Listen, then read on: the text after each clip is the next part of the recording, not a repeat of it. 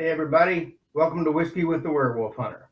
This is Brian Easton, author of those books and that series. Today we are going to be trying some Basil Hayden. Basil Hayden is a bourbon. I first became aware of it through the HBO series Deadwood several years ago when they had a character on there named Francis Walcott. He was the chief geologist for George Hearst, as I recall. And Basil Hayden was the whiskey he requested whenever he was at a brothel or a saloon. So it actually exists and apparently has been distilled by Basil Hayden, or was distilled by Basil Hayden, dating back to 1796. These days, Jim Beam owns the brand, and it's one of their small batch bourbons along with Knob Creek, Booker's, Baker's. So we're going to have a little nip of this tonight.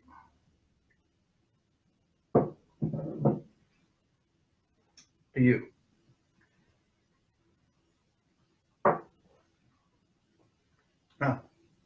So it's a low proof bourbon. It's about 80 proof. It has a very light body to it and a really quick finish.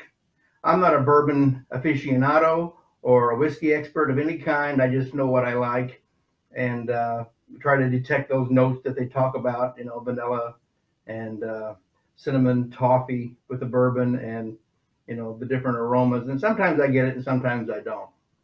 But anyway, it's a decent bourbon. Not really my style, a little too light bodied for me.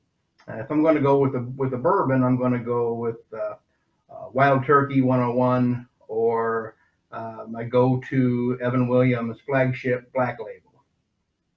So, but it's not bad. So during tonight's show, I want you to feel free to hit that subscribe button down in the lower right corner anytime you like. That'll get you signed up for this channel, and you won't miss an episode of Whiskey with a Werewolf Hunter. So, that being said, let's get on with it. Last episode, we were talking about the rites of provenance, those methods by which werewolves are made in my mythology. And I mentioned in passing the 6 beast princes of the lineage. I said how the original werewolf had marked 6 men to be his heirs in the world of men. And in the appendices of the Winter Fox Journals, Book 1, I give the origin of each one of these beast princes, these sons of Esau, as they're known. But I thought might be a good idea to talk a little bit about them here, since without the lineage, we wouldn't have a book or a book series, and without the beast princes, we wouldn't have the lineage. So before we do that, though, I think it's probably a good idea to talk about the original werewolf. Take a look at where the original werewolf came from. Who was the monster who marked these 6 princes? Now, if you go back far enough into any kind of history, whether it's a history of a person or a place, a history of a nation, you're going to find that it gets hazier the farther back you go. Way past the recollections of anybody who's alive, even past what can be found that was written down somewhere. The far-reaching past becomes this kind of a fog-bound wilderness when you get deep enough into it. It just gets so hazy, nothing's really clear there. And so it's the lineage has the same situation, basically, is what I'm trying to say. About half of the lineage, which is all werewolf kind, okay, believes that the great beast, which is the original werewolf, the Therion, or Esau, as he is known, the Lord of the Forest, these are all different terms for the same individual. The great beast, that his origins stem from being conjured into this world from some nether region, some nether world, by some primitive blood cult who had no idea what they were letting in. In this tradition, the great beast manifested itself as a wolf-like being among these worshipers. Uh, and the wolf, of course, a creature who was both feared and respected by the ancient tribes. So once made manifest, the great beast in this wolf-like form went ahead and devoured about two-thirds of the cultists that were gathered for this ceremony. And then he made his way into the worlds of mankind to learn about them and their ways. And he did all this prior to selecting the first individual whom he would mark. And then from there, he marks the six beast princes and so forth. Now he marked women as well as men. He also sired progeny with women, utilizing the birth right. But his preferred method of dispensing his legacy was the birthmark. And of course, since the werewolf lineage is highly patriarchal in nature, only the male heirs are counted as the official sons of Esau, or official princesses. The others sort of kind of fell by the wayside as also rams. But as I said, about 50% of the lineage holds to this account regarding the origin of the great beast. The other half consists of 5, maybe 6 different competing traditions. None of them as strong as the one that we just talked about. One of these holds that the lineage is a race like other races, one that kind of came along and evolved alongside of mankind since the dawn of time. Another group believes that the lineage can ultimately trace itself back to this totemic primitive ceremony in which man and wolf were united in spirit, making a more kind of a genteel version of what the other half believes.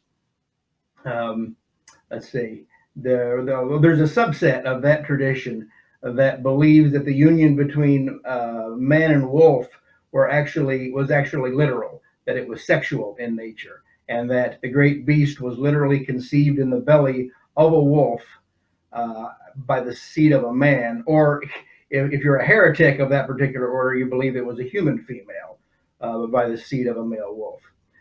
There's even a sect who believe that the great beast was created by God, and some say powers older than the conception of God, that is, older than a monotheistic idea of God, to protect the world and the inhabitants of it an eon before they even existed. So the whole question of where the first werewolf came from is contentious to the lineage and not provable by any ultimate means. For our purposes here, though, we're going to be talking about the majority view. That is, that the great beast came to Earth as being summoned in a blood cult ceremony, took the form of a wolf-like creature, and devoured two-thirds of the worshippers that were gathered there. And so we're going to take that view, and we're going to talk about, in episodes to come, talk about the 6 sons of Esau one at a time. Well, we've come to the last fear of the 10 fears, the article that I wrote many moons ago for horrorwood.com, where I took 10 basic fears of mankind and kind of did or connect the dots with 10 classic movie monsters. We've talked about all of them except the most obvious, which I have purposely saved for last, and that is the Wolfman. Now, the werewolf legend itself may be, if not, which one of the oldest of all enduring monster lore that has been handed down to us from the ages. And the werewolf frightens us on all kinds of different levels. He evokes the fear of the predator, like the creature of the Black Lagoon does, that we talked about a couple weeks ago. He also conjures up the same fear that Mr. Hyde does, the fear of our darker nature, and we talked about that. And our prehistoric ancestors, no doubt, feared and respected, admired the strength of the wolf, eventually conferring upon him supernatural offices and status. which came to eventually identify him with witchcraft and the plague and the devil and all sides of nasty things like that. And so while these kind of notions have pretty much all but vanished in the world, modern man still fears the unknown and the agent that is bound to accompany it, which is change. And the werewolf personifies nothing if not change, body and soul, giving birth to a monster. The soul corrupts, the body expands proportionally, and you've got a killing machine who loves to do nothing else. Now, the Wolfman, we'll bring it back to task here. The Wolfman, which is the monster we're talking about specifically, conjures not only these fears, but also a fear of uninvited destiny, of a fate that we don't deserve. Lawrence Talbot is a decent enough guy, arbitrarily smitten with this life-altering curse, life-destroying curse, really. And who hasn't trembled at the prospect of falling prey to something like that? Not a curse, but falling prey to some dread disease, cancer. Who isn't scared of cancer every time something doesn't feel right, you know? Or some circumstance that through no fault of our own, as Maleva's prayer says, befalls us. So the meek shall inherit the earth, crime doesn't pay. These are kind of the maxims that kind of touch the heart of what is socially acceptable. They're intrinsically linked to that.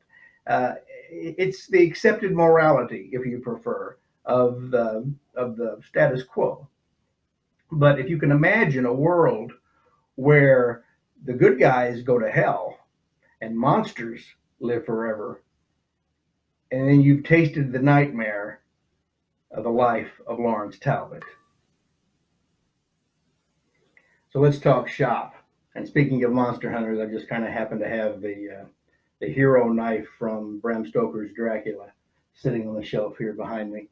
The one that Quincy Morris used right in the old bloodsucker's heart. Saw that back there. I thought I'd make a mention of it since we're talking shop. Okay, so going over the Code of the Monster Hunter. And bullet point number 4 in the Code of the Monster Hunter is ego is a liability, not an asset. Bravado will get you and those around you killed. Now, we've all known that guy, okay? Maybe we've been that guy. The guy who knows something about everything. The one who can one-up any story you might tell. And, you know, and unless he's actually as good as he thinks he is, this is not the kind of guy that you want watching your back if things get real, right? So picture this guy, this bravado know-it-all. Picture this guy as a monster hunter. And if you can't, then just picture the cover of an old heavy metal magazine. He's wearing black leather that's too tight to be practical. He's wearing some kind of a cape or maybe a coat that's too long to be tactical. Let's see, he's got a cannon strapped to his back of some kind. He's got another one under his arm. He's got a couple of bandoliers of ammunition, heavy enough to choke down a 6-ox team. And he's got knives everywhere on display, sticking out of every point of articulation. If he was an action figure, he'd be a voodoo doll. They're just stuck all over the place on him.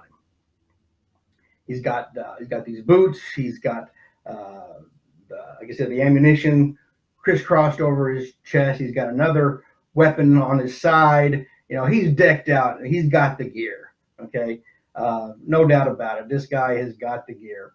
And so he's got a stogie in his teeth, and with his free hand, he's got the head of some giant creature that he's killed. You know, holding it aloft, and he's grinning ear to ear, the triumphant monster hunter. This is not the kind of monster hunter that I'm talking about. This is not what I consider to be realistic. Now, I realize we're talking about fantasy here, I have no delusions to the otherwise, but in the world that I write about, it's real gritty, and it's about as real as I can make it.